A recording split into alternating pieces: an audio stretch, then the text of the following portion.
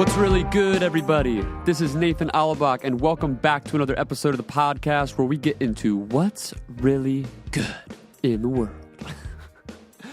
I just wanted to give a quick thank you to everyone who has supported the launch of this new show. I've gotten a ton of valuable feedback, criticism, and just general interest in the first week, and it really means a ton to me.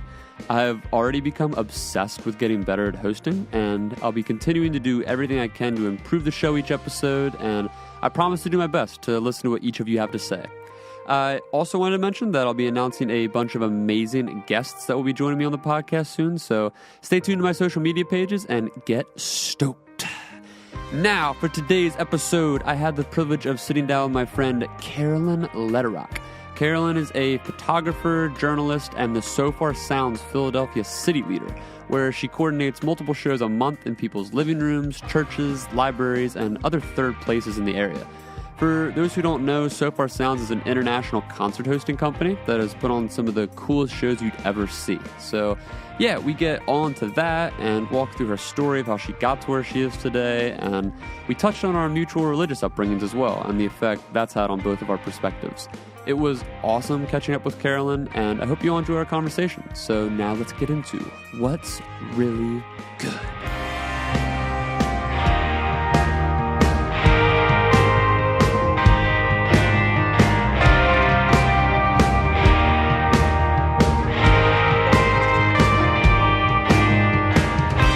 And we're live. Carolyn, thank you for coming on the podcast. Thanks for having me. So before we jump into any of the cool stuff that you do you want to give like a quick bio, who you are, what you do, or what you got going on? Okay. Deep. Yeah, so I'm the Sofar city leader for Philadelphia. So that's like most of my time these days. Congrats. And that's new, you said? Yeah, it's about 2 months now, so.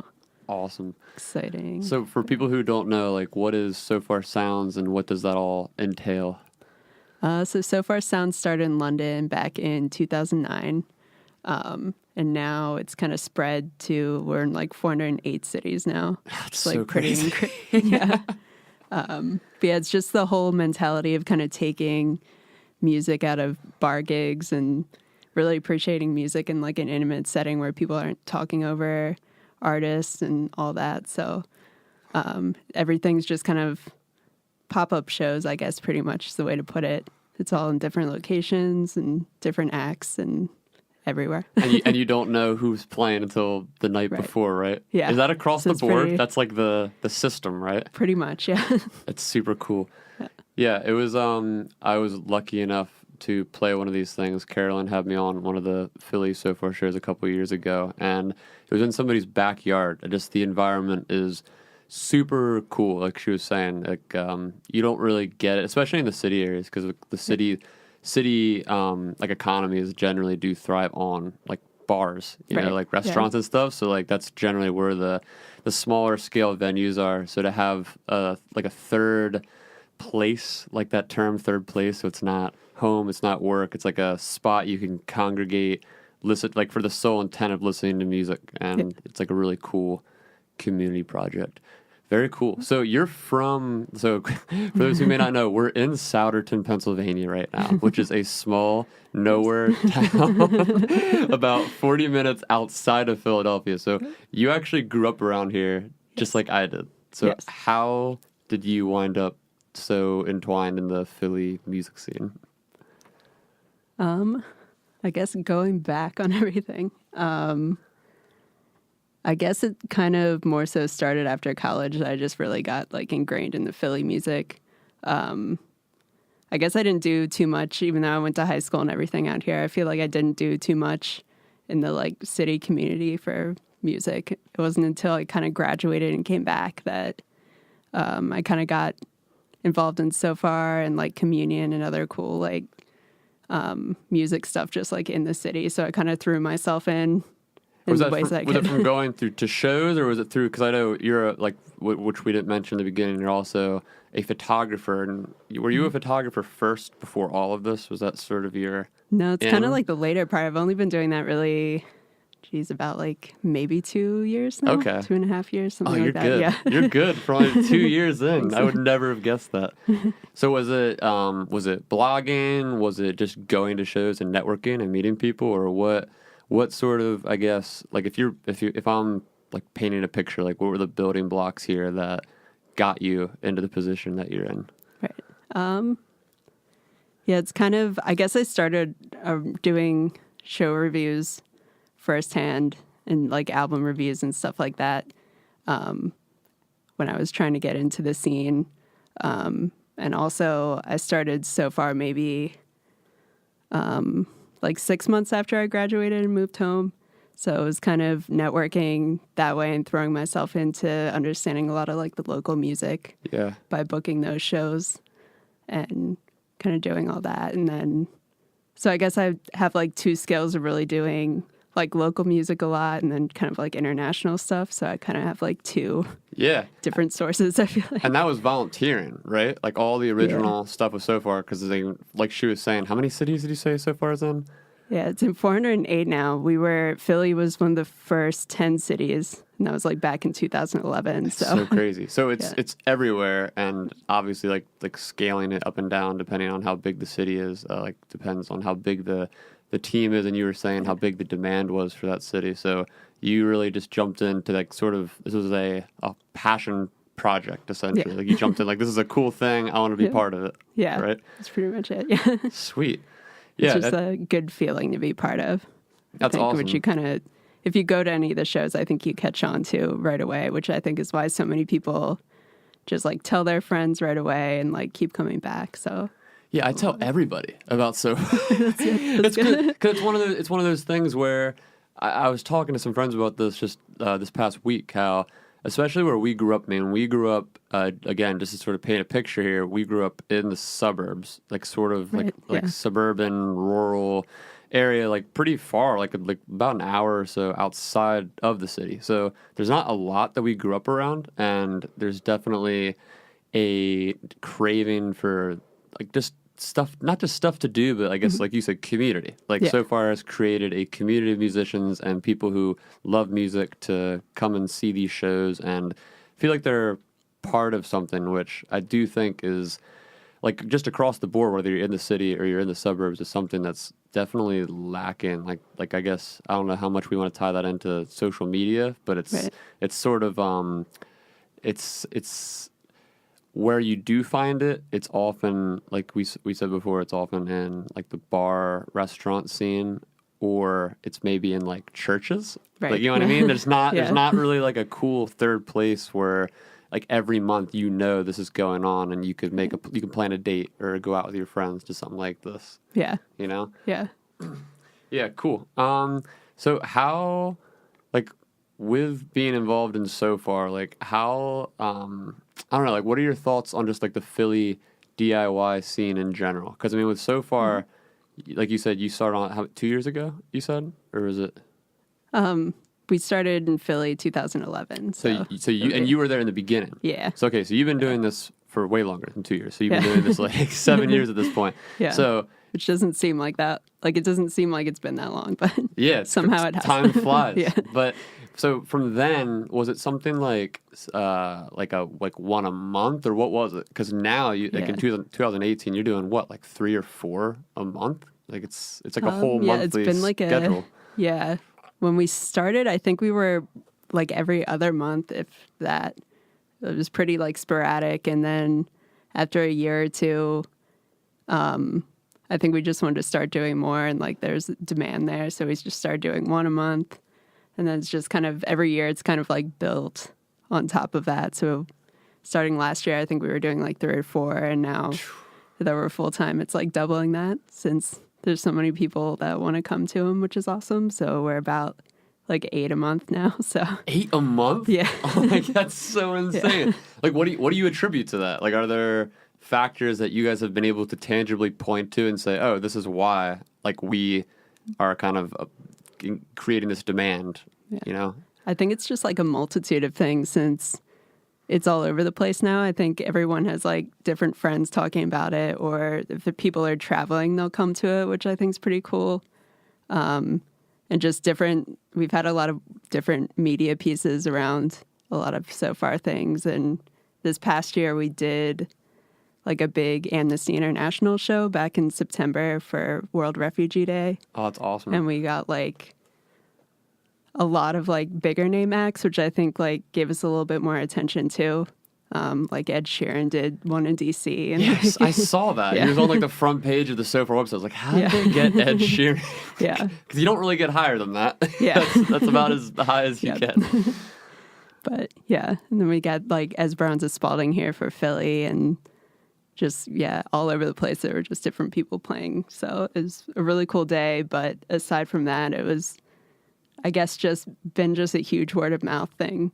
So you would attribute like the promotional side of it mostly to just organic, like this is just a cool thing that has grown naturally. Yeah. Like there weren't, I'm trying to think from like I work in social media marketing, so I'm trying to like piece together in my head, what are some tools? Like what are some things that could have attributed to this? Because I mean the brand itself, what does Sofar stand for? Is it Songs from a Room? Yeah. So Songs from a Room, and the branding is already just dope, and the idea is dope. And there wasn't really, was there something before Sofar with this same idea, or was it kind of built from the ground up, grassroots?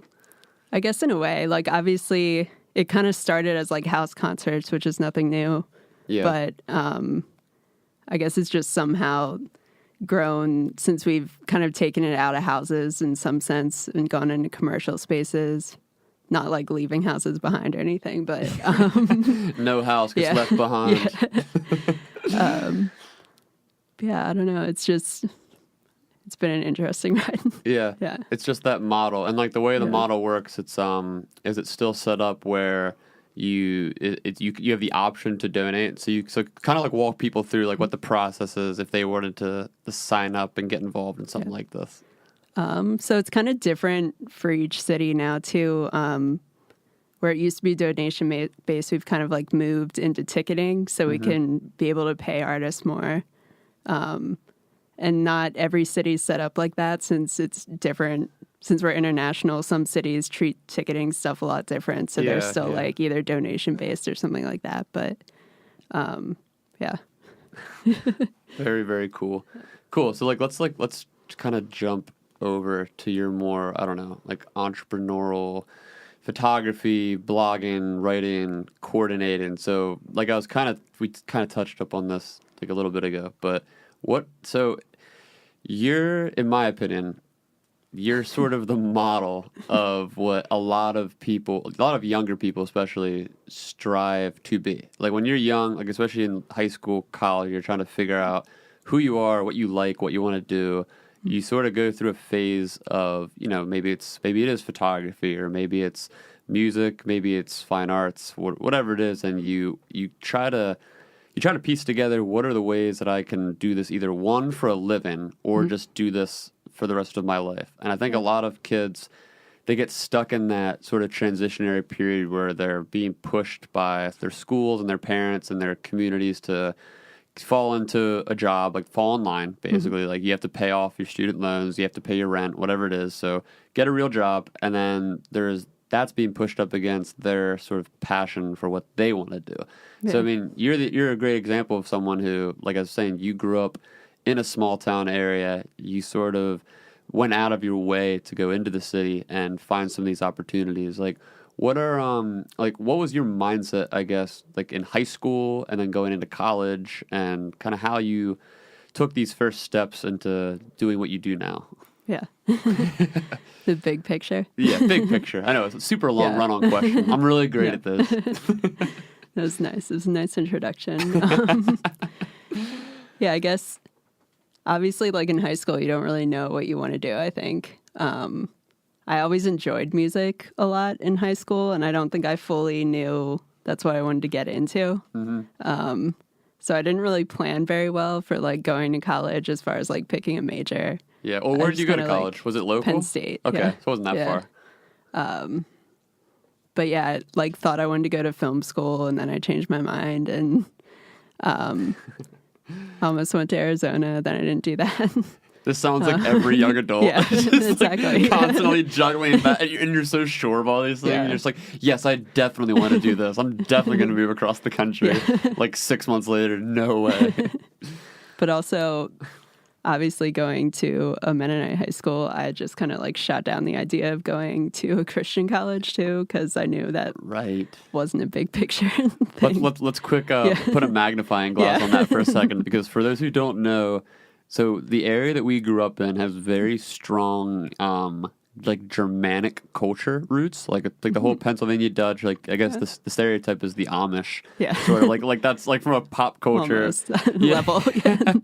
So I used to joke that like Mennonites were sort of failed Amish people, like they're like the less absolute fundamentalist version. Like Amish people are out in the middle of nowhere on the farms, like no electricity, no cars. Like at least the more extreme ones are. Not all of them live like that, but Mennonites are sort of like a notch down from that, where it's still like trying to maintain this old heritage, and I'm trying to think of some of the values that surround like Mennonite culture. It's generally they're very centered around peace. Yeah, like they're very passive. Yeah, they're pacifist, very peace oriented. Big community, like they really band together, almost cult like. So, which is why I never fit in. Right? And me neither. Yeah. So we actually, I don't think we've ever even talked about this. So we share this experience. Actually, we both went to this high school, which is called Christopher Dock Mennonite High School, which it's since changed the name to something. I don't know what it is. I think it's Doc something. Christian Academy or something. Yeah, they're trying to be an academy, but it's actually just a high school. So, but anyways, we actually share this experience. Just to interrupt and lay some groundwork for people who don't know what a Mennonite is. That's essentially what it is. It's like a branch of Christianity that is more traditional, not quite Amish, but also not quite contemporary. So go ahead. And I think the basis of the guidance counselors at our high school was basically to recruit as many high schoolers to the Christian colleges as possible. Whether they got something out of it or not, I'm not sure. Yeah, was there like an incentive? Because they all would go to like Messiah, Eastern, Goshen, right? Yeah, there's like 3 or 4 staples. Because I remember going in and like telling her like my like college meeting. I was like, I think I want to go to Arizona State and like study film. She's like, no, you're gonna get homesick and you're gonna hate it. Yeah. What? She's like marking she's like jotting notes on a piece of paper. Like, people go away that far, they get homesick and come back. I'm like, oh my God. Okay, thanks. I guess the Mennonite, the more Mennonite oriented people, that probably would be the case, because they're like I was saying, they're raised so like close knit, which isn't like that. I don't want this to come off like we're bashing Mennonites. Totally, it's fun. It's fun to bash any group, but just even like just that alone, that's not a bad thing. Like the family community, I really like. The older I get, that we're just kind of tying into what you do so far. Anyway, I really value those hometown family community values. Like it's cool. It's cool to have that, but it's also kind of weird when it's completely forced into a group environment like that, where there's a clear in and an out, which is kind of what you're talking about. Like you're on the outside of this, and this guidance counselor is used to talking to people on the in. Like, oh no, like all our Mennonite students, they don't want to leave the state. Like they want to be right here with their families. It's nuts. Yeah. I guess I'm trying to think of where I left off now.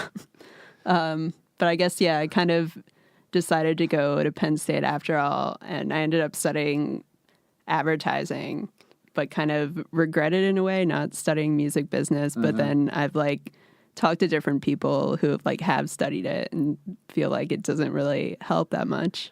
Yeah, I mean, studying advertising, it kind of works right into what you do. I mean, everything is advertising.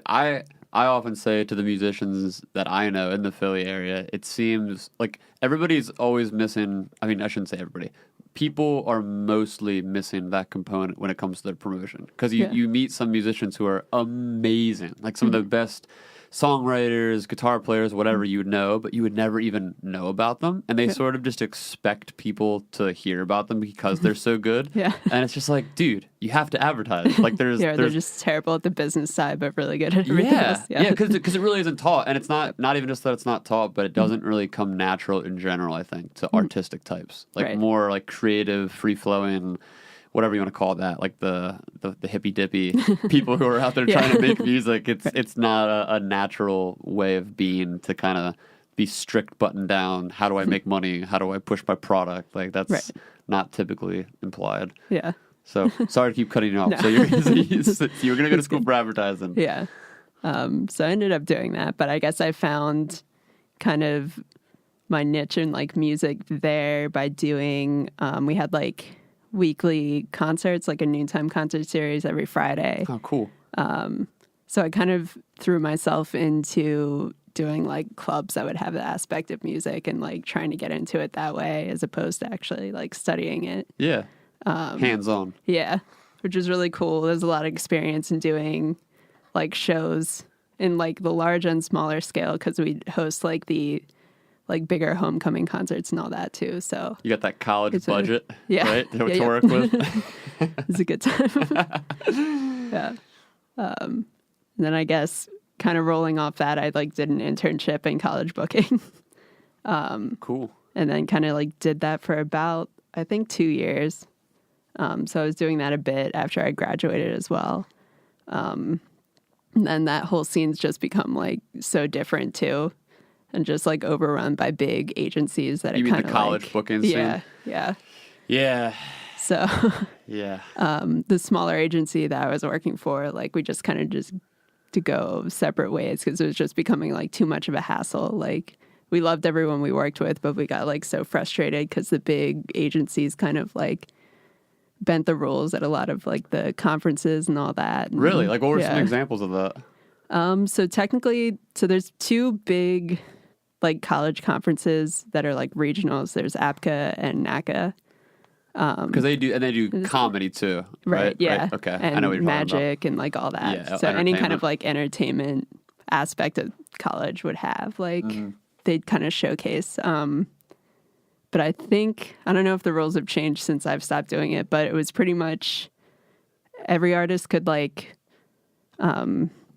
submit for like whatever region they wanted to perform in.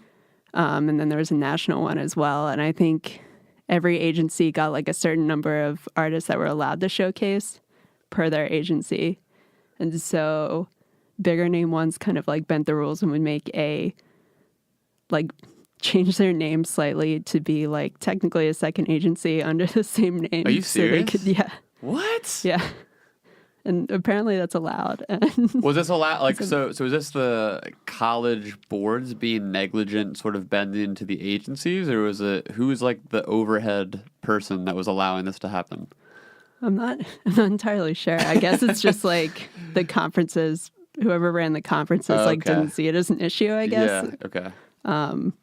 So they'd kind of like either submit like different genres in one company or like different like comedians all through like one company and like all that when it's supposed to be like all of your people combined. Yeah. So it's just kind of got harder for a lot of little people, obviously, like most times. But yeah.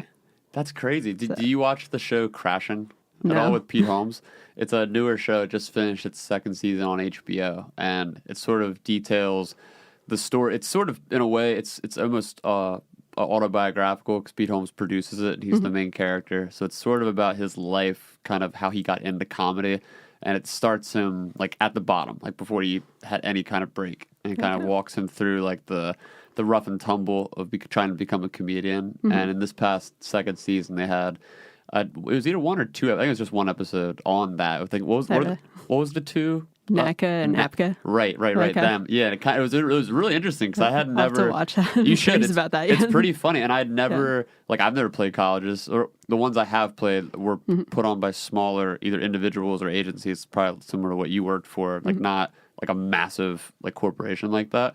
So it was really interesting because I'd never seen that side of things. To see like that episode in the storyline, Pete sort of he sees what the artists who are successful are doing, like the sort of quote unquote sellouts, like the ones who are giving the giving the companies what they want, and or what the audience what they want in that situation, and he kind of does that to get a shoe in, and then the girl that he's with at the time, who's also a comedian, she is more authentic to her craft and just does her act like as a pure, like this is her actual act, and then she doesn't get any business from it because it's not what they want, basically. Yeah. So it was really interesting kind of to watch that system, which it caters to this really kind of what do you want to call it, like black and white.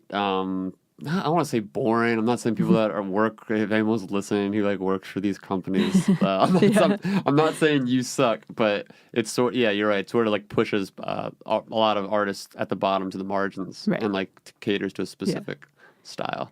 Yeah, because it definitely got overrun too once it's like more so The Voice than American Idol, because a lot of those artists that like got somewhere would dive into the college market right after like The Voice was over, and then obviously like people from colleges would be like, oh, they're from The Voice, like that's cool, let's book them. Right. And it's like it got a lot more difficult in that sense too, because different people would try to like snatch up those artists. So, yeah. Then I guess it just caters to the systems of who's paying who, because then obviously it's just like pop radio. It's like this certain style makes money. It's what the kids want, and then like you kind of weed out. It's funny how there's certain styles even within folk, how like prior to maybe like Mumford and Sons, like folk would have been not even considered in these venues, and then it sort of like blew up, and then it was like the Lumineers, and all of a sudden it's like mainstream to do like pop, folk, whatever you want to call it, music. But yeah, it's like prior to that, you're following the sort of like breadcrumb trail of like industry people. It's an interesting world. It's super interesting.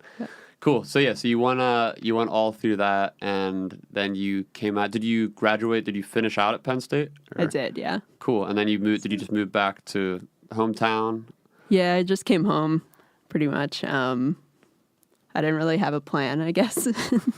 I just kind of like went for the agency that I was like doing stuff with, and then I just really kind of latched onto the Philly music scene because I liked a lot of the music that was here. And I like hate New York. I feel like that's the other weird thing about like doing music stuff. It's like business wise, you either have to be like New York, Nashville, or LA. Yeah. And there's nothing in between. Exactly. Which kind of sucks when you're like, I don't know if I want to go as far as LA. I like it, but and then I hate New York, and like Nashville's all right, but like I don't like country music. So. Yeah, and that is what people look for down there. It's weird how when people think like where would you go for music, you would never say Philly, right? But Philly has such a thriving music community. Any time I talk to somebody from out of the state about this, they're just like, oh really? Like I feel like they don't realize how many people are actually from here. Like what is that? Is that an industry thing? You think it just comes down to the fact that the big corporate industries are in those cities? Yeah, I haven't been able to figure it out. It's been because I feel like Philly's just been growing too. So many like cool artists that come out of here, or either artists that like move here. Yeah. It's cheaper too. Yeah, exactly. Yeah, and like you're such in like a cool hub that you're so close to DC and like Boston and New York, and you can like easily go anywhere. So it's like within just a few hours. Yeah, there's no business side here. Right. That's kind of what I was going to get at. Is it seems like when people just, quote unquote chase the music dream, like when you have the idea in your head, I'm going to move somewhere, produce music, try to make a living out of it. You think those Nashville, LA, New York cities because one, the big record labels are there, and then two, the big stars are there, and then three, there's the most amount of venues and traffic and just kind of like hot publicity covering those areas. So naturally they're the most expensive. Well, Nashville's not like you can actually live you can afford to live outside of the area of Nashville pretty well actually. But like they're the most like hot and demand places to go, and it almost seems like Philly the past several years, honestly maybe even longer than that because we're young. I don't know how long this has been going on, but it's been an emerging DIY community, and now that DIY community is sort of taking on I don't want to call it mainstream, but like an almost like a life of its own. Like with this whole Sofar project, like it's crazy to think that it's one of the is it one of the fastest growing cities, you think? Like now you said it started with one show a month. Now you said it's 8 shows a month. Yeah. Like, are there any other cities doing that many shows a month? I guess as far as like just the full-time stuff, Boston kind of restarted the same time we did. So they're doing about the same amount too. And I think they were about like 1 or 2 a month, if that. It's like pretty sporadic, but crazy. Yeah. Yeah, it's so nuts. Yeah, is there I'm trying to think of how we can kind of tie a little bit more into the Philly DIY scene, because it's something that not a lot of people know about. Like when you look at the artists that, like your favorite artists in Philly that don't have maybe a huge spotlight on them, like what about the Philly scene would be appealing? Like if you were an artist from the outside looking in, and you were pointing like, oh, there's this band, like this venue here. Like what are some of the maybe the places or the attractions or the reasons anyone would come to Philly or stay in Philly? Like what makes it unique? Yeah. You know? I think personally, I feel like I tell people this a lot when they ask me what the music scene's like here.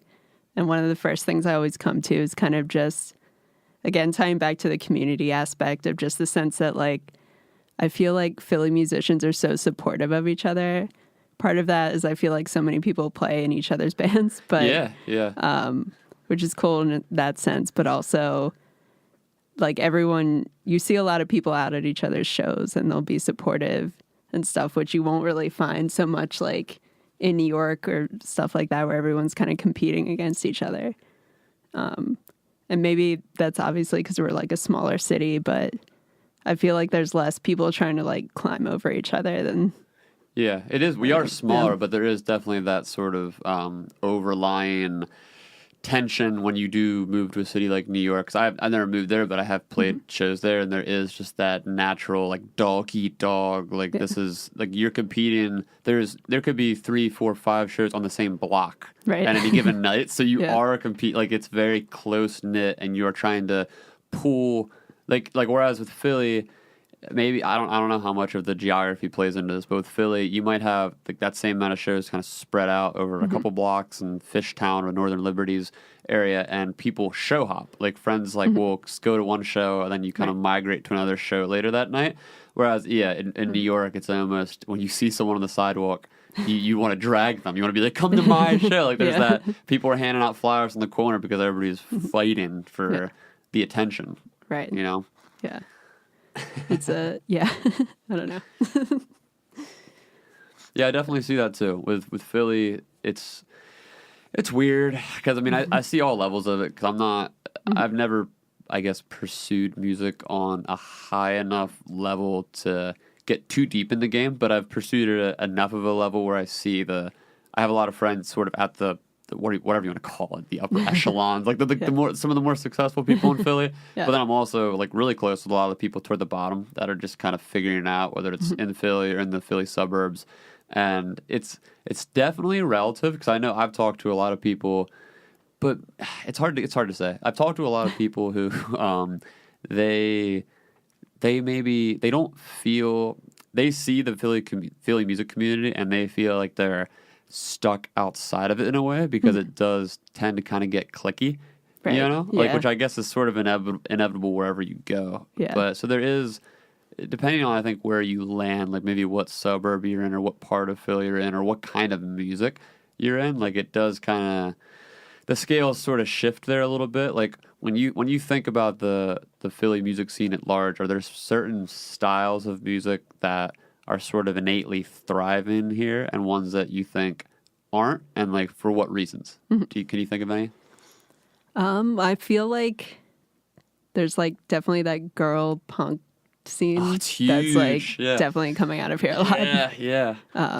Which obviously is like another thing we kind of didn't touch on is just like the whole DIY basement rock scene. So, but I feel like that's like a huge one right now, but there's also just generally, I feel like there's so many different genres between like, you look like War on Drugs or like Kurt Vile aspect, and then you have like the Districts or like I don't know. There's just so many like different things, and I feel like that's the interesting thing about Philly too, is you can't really pinpoint like an exact like genre that's coming out of it. Yeah. It sort of all falls in that like just broad, like rough umbrella of indie rock, but then there are these sort of stuff like within that. What does that even mean? Yeah. Like when you say something's indie rock, Yeah. it's such a broad base of like Alternative. yeah, it just covers like every genre. I think the girl lead is huge in Philly. Like I feel like venues have done a really good job the past few years, sort of like targeting like which women, and honestly like just like I'd say LGBTQ like plus groups in general. Like Philly's done. I don't know how much of that is the DIY aspect of it, but the bookers in this area have done a good job cultivating like that sort of niche out of the punk DIY scene. Like, do you see that? Yeah, there's definitely that surge of kind of like safe space, like LGBTQ supportive shows and all that, which is like a really cool thing. So that's like nailed down, I think, with the house shows, but also at like some venues like Everybody Hits or like things like that. So there's definitely kind of that cool, I don't want to call it like a niche market, but I guess it kind of is. It's a specific, it's not like if you were to look at the broader, I don't know what you want to call it, like music family, like across cities, like it's not a often talked about group. You know what I mean? Like it's talked about in the sort of like niche progressive markets in like certain cities, but it's not like if you talk like mainstream, it doesn't really come up that often. Yeah. And I feel like from the outside looking in too, it's interesting to consider that, because if you're not involved in the music community, it might seem I mean even just talking like political polarization, like people, like you just said, safe space, like people get kind of like, oh, like why do you need a safe space, like why do certain groups have to, like why are you even like saying like certain groups have to have a like a genre or a hold on a scene. And I think it is important to note, just because in any city, I mean, for one, tribalism is real down to every level. Like you have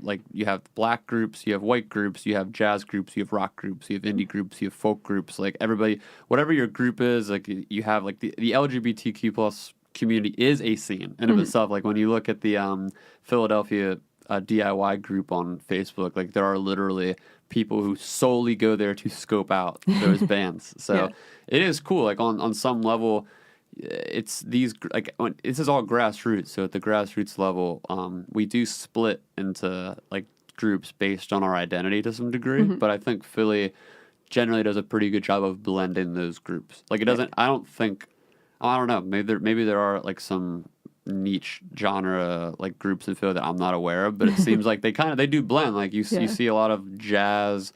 A more like rock groups, they blend with indie, which blends with folk. Like if you go to any show on any given night in Philly, you might see 4 genres of music, right? Yeah, for sure. Yeah. Very cool. Yeah. Cool. So I kind of want to swing back a little bit just to talk if you're down to go deep just for a little bit. We don't have to linger here too long, but I personally think it's interesting just to consider where you and I grew up, like the sort of suburb. Like you talked a little bit about like the Mennonite background and like going to Christopher Dock, which was a Mennonite school, and then kind of coming out of that and kind of just moving forward with your life, getting out of that community.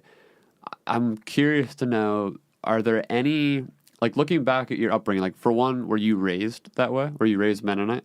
I was not, no. So you were like, what were your parents, like was it strict religious? Was it not religious at all? Was it like moderate or?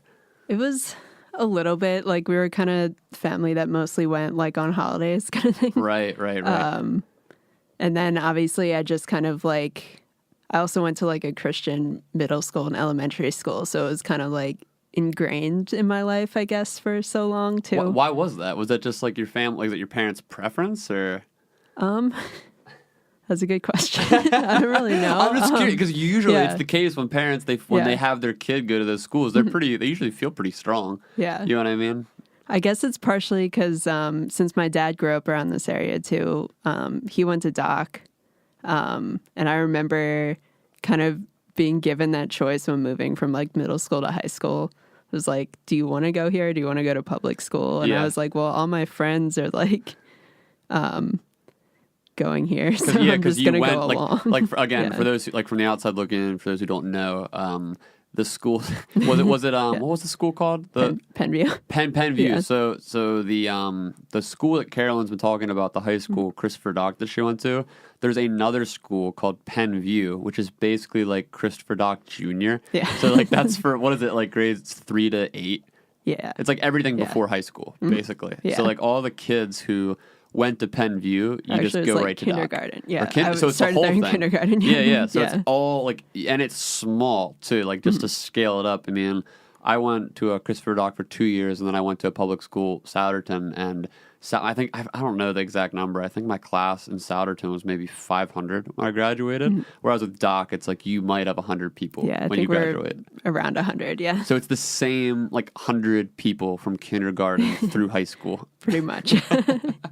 And I seem to always make friends with the new people.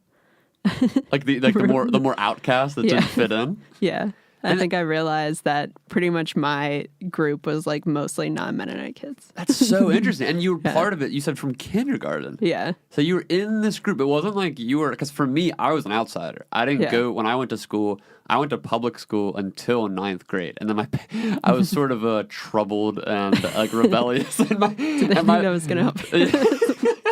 My mom also went to Christopher Dock when she was younger, and I honestly, I don't want to, like, I don't know the exact thought process that was going through my parents' minds at the time, because I was a mess. Like, I was just I'm difficult to deal with now. I was so difficult to deal with as a teenager, so I'm sure, like, their intentions were pure. They were just trying to help me out and do what they thought I needed at the time. So they were like, well, you're going to Christopher Dock. And I was like, no. Like, I went in kicking and screaming because I had grown up in public school with all the friends that I had. Yeah. And when I landed in Christopher Dock for my freshman year, I didn't know anybody. I knew...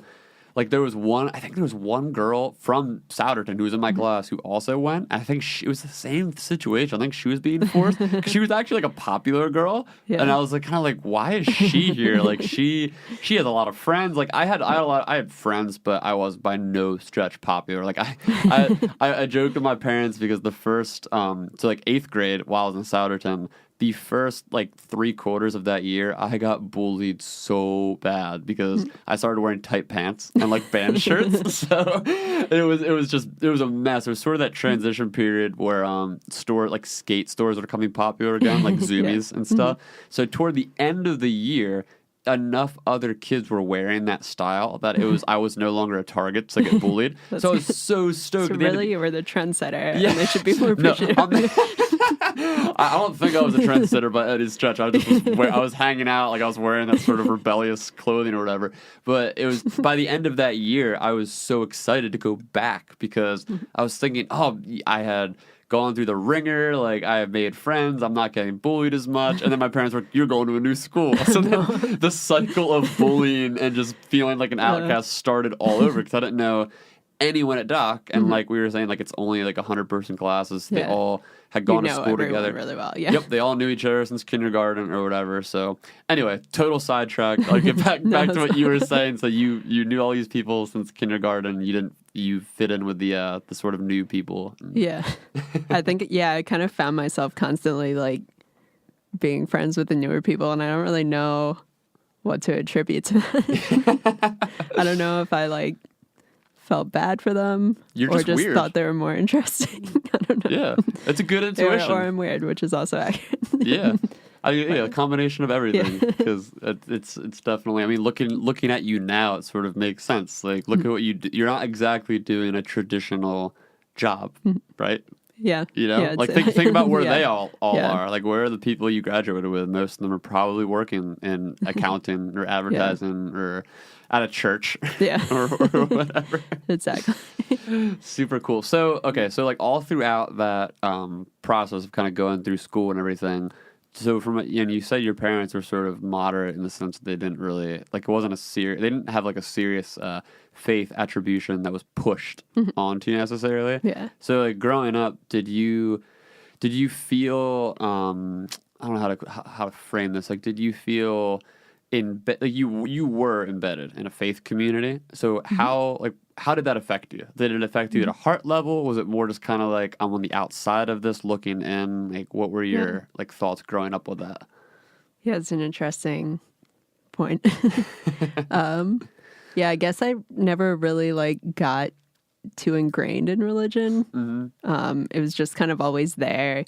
And I think part of it, of the sense of, I don't want to call it being like shoved down my throat, but it kind of was in a way. Yeah. Because you're like forced to go to chapel, and you're forced, like, even all the classes at our high school were like so ingrained in like the religious aspect, which I found like frustrating. I think it'd be like a history class, and you're like learning about like the Bible or something. And you're like, wait, what? And I remember like one of my friends ended up going to American, and I think there was like this whole era that we like never went over in high school, that like the average person would go over in high school.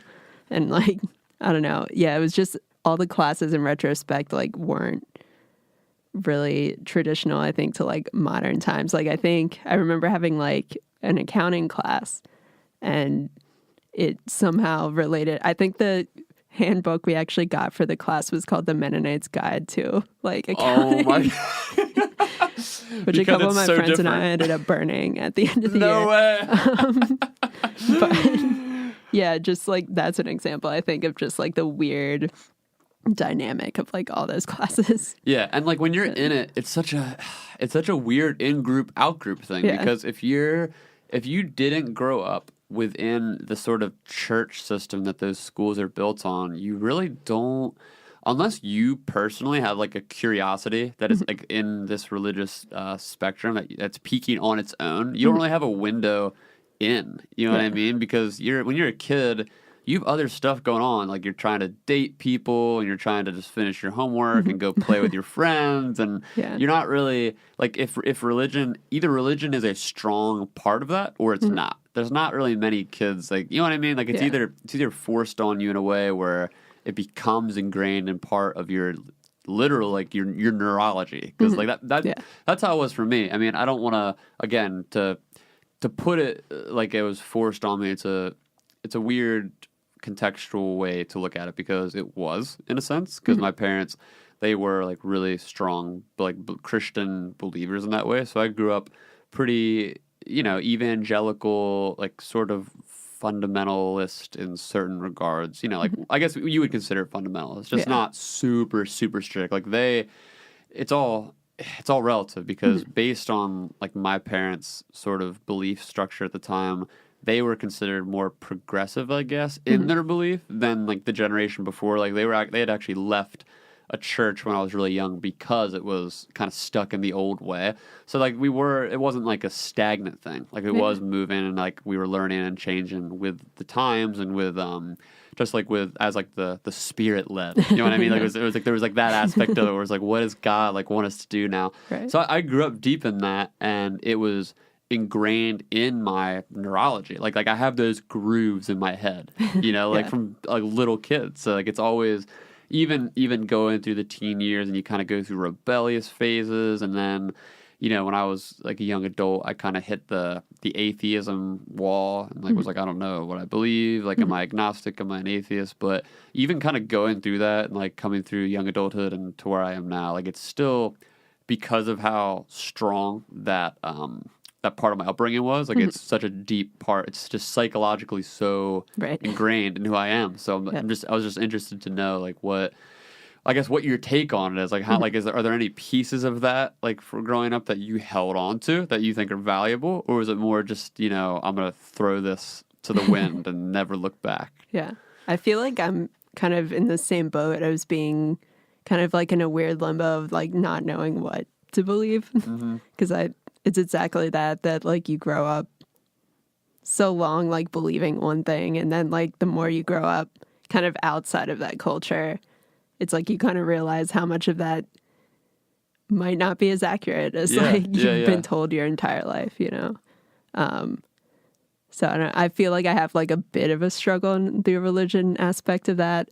I wouldn't call myself like atheist, but I wouldn't call myself a Christian either. Yeah. Like, I feel like I'm in between. Like, there's something obviously in power, but there's something going on. Yeah, there's something beneath everything going on. We just don't know what it is. Yeah, it's weird how the term. I get into the semantics of this with my friends a lot because the terminology is weird. How atheist nowadays sort of has a negative connotation to it because it sort of indicates like, no, you absolutely believe there is no God. Right. But like by definition, it just means you don't believe there's a God. So that could mean anything. Like that could mean you're more agnostic, like you're just not sure. Or it just means you don't have belief, basically. So, but it's weird as a label. It's weird because like when you think my atheist friends, you all, for whatever, like I guess because of mainstream atheism, like you just go right to like militant atheism, like there is no God, there's like no devil worshiping. Yeah, they're Satanists. Like there is nothing. Like this is the end. And, like, I think I don't know because it's to me it's weird. Like if you think faith, the opposite of faith. Because faith is belief, so it's like you don't know for a fact. You're just believing that there's something. So that's what Christians or Catholics or whatever sect of like this of Western religion in general would say. Like it's all about belief. It's like what do you believe? So the opposite of that isn't there's nothing. The opposite of that is just non-belief, which I guess technically is atheism, but I guess we classify it more as agnosticism, right? Because it's just like not being sure. Yeah. So that's kind of like where you're at now. You're just not sure what's going on. Yeah. I think it's accurate. Yeah. Do you, so like were there, I guess I'm trying to like kind of tie this back to just what you do with Sofar because it is interesting to me how you did grow up all through that sort of Mennonite loop of that tight-knit community, and they had these rituals like you mentioned chapel. Like for anyone who doesn't know, chapel was like a Wednesday, every Wednesday at Christopher Dock you would go down to the chapel building and they would do it was like they'd sing hymns, right? Yeah, I think it was like an hour, right? Yeah, and we'd long. have to it was partly announcements but also just what felt like an extra church service during the week. Like church. Yeah, because we had to sing songs that I didn't know because I didn't go to Mennonite church because they all have like their weird. I guess another thing we didn't explain. There's obviously the hymnal book, which most churches I think have, right? And then Mennonites seem to have a whole other book of like other songs that are kind of like. I wouldn't call it their version of pop music, but it kind of is that, I guess, because they sing them every week. But if you don't go to Mennonite church, you don't know You would them. have no idea. Yeah. Yeah, that was me too. Yeah, 'cause I, like I said, I grew up in that evangelical community, but I didn't grow up singing hymns. Yeah. So like in the chapel when you go, you're surrounded, like in all the pews, you're surrounded by all these kids singing hymns, and they all know the words, they all know the melodies, and you're just kind of like, okay, like I'm gonna pretend I know. Yeah.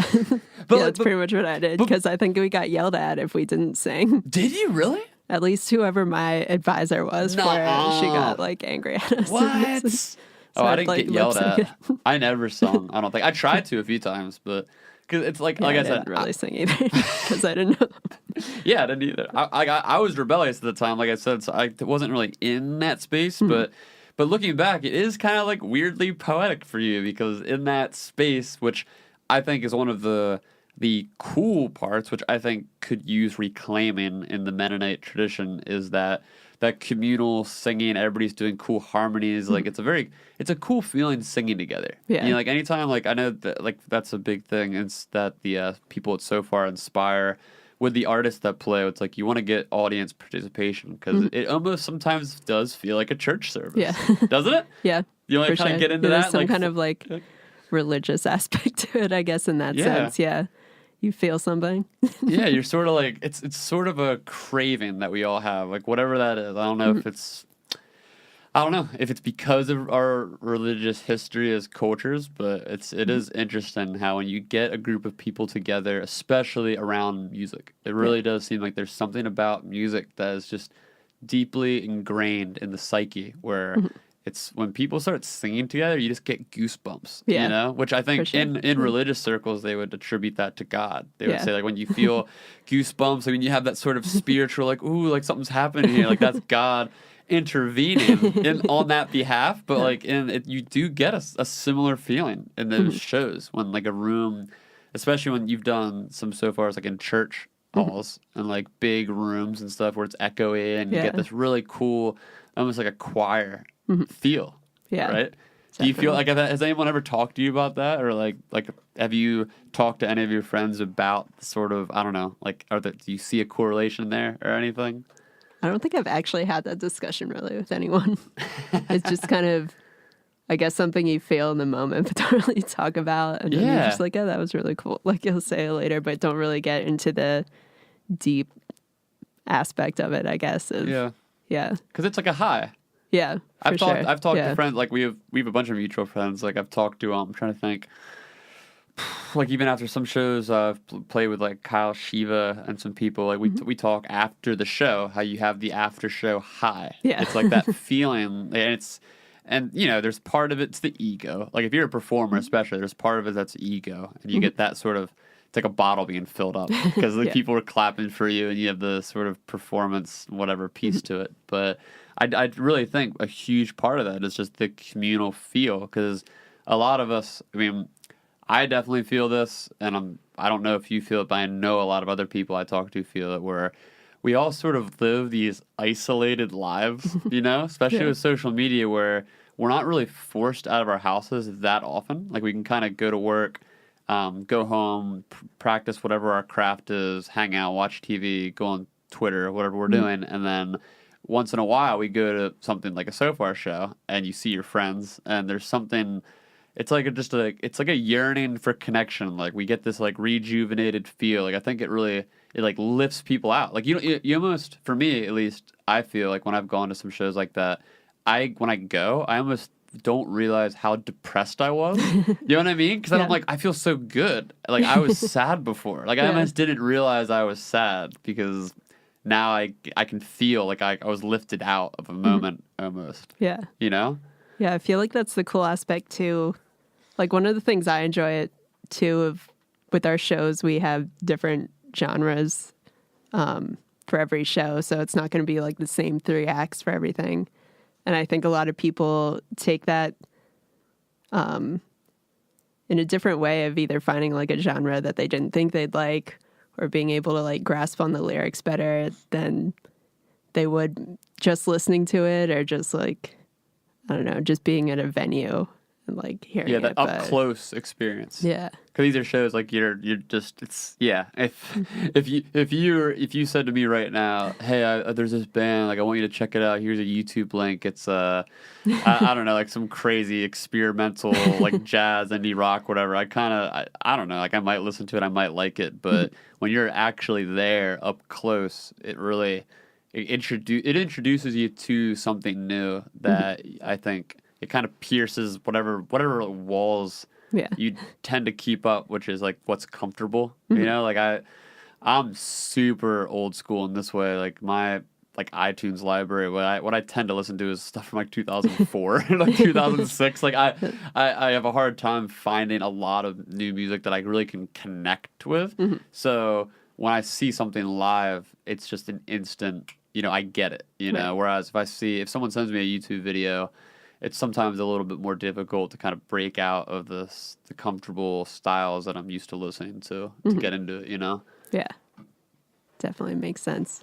Yeah, I guess there's like one video that's kind of like skyrocketed too from our channel that's just kind of like sticking out of my mind from like this conversation. But as an artist, it was one of the New York Sofars. Her name's like Yebba, Yebba. Cool. And like, I think that's like one video that we all talk about all the time, because I think she had like debuted this song and it was just like super emotional performance, and like you just want to like cry watching it. Yeah, I gotta check it out and now. There's so many off of that too. Like I think that's the only release of that song. You can't find it online. You can only find it on like our Sofar channel with that.